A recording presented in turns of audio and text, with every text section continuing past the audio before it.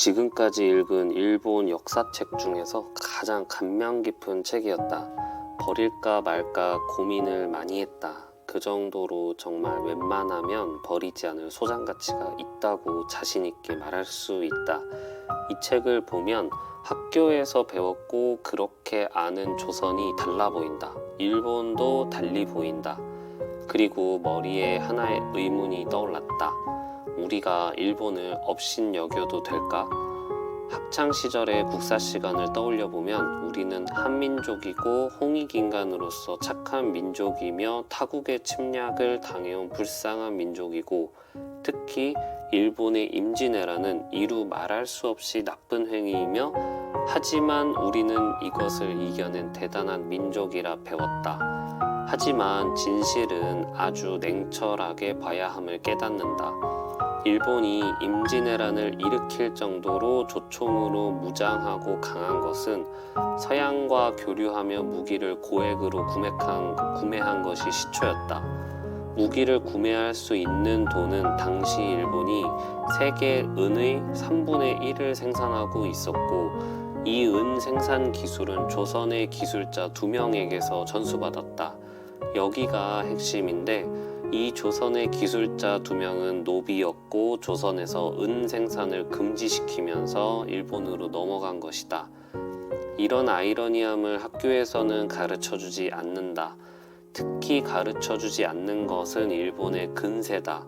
당시 조선과 비교할 때 너무나 잘 살았던 일본의 에도 시대 말이다. 일본의 근대화는 전 세계 역사를 통틀어도 유례가 없을 만큼 혁명 없이 진행되었다. 이유는 근세에 있었다.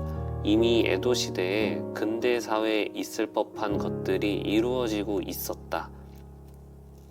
이미 신문이 있을 만큼 인쇄 기술이 있었다.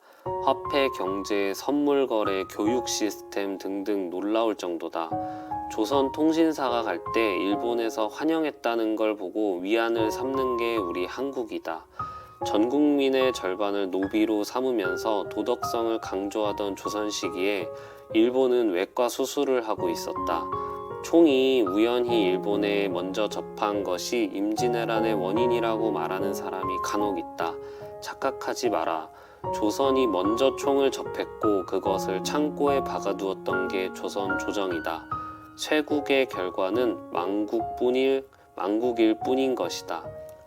임진왜란이 끝나고 류성룡은 반성하는 마음으로 징비록을 썼으나 조정은 창고에 고이 모셔둔다. 일본은 징비록을 어떻게든 구해 그 사본을 가져가 많은 지식인들과 공유하며 조선을 연구한다. 그렇게 임진왜란 다음 조선을 침공했을 때는 치밀하게 들어왔다.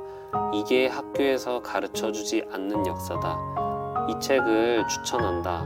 일본을 찬양하자는 말이 아니다. 나도 혐한을 부추기는 일본의 극우 세력을 반대한다. 하지만 본받을 점은 본받아야 한다. 적국이라도 유학생을 보내 국력을 키워야 한다. 저항정신과 정신력으로 스스로를 위안하다가는 또 역사가 반복된다.